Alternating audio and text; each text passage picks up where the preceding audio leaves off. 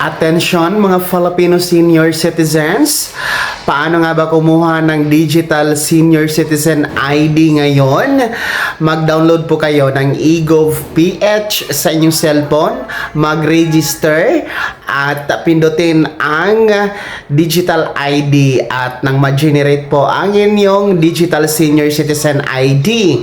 Ito po ay valid para sa pag-claim ng mga benefits, discounts at medical services mga kamlags.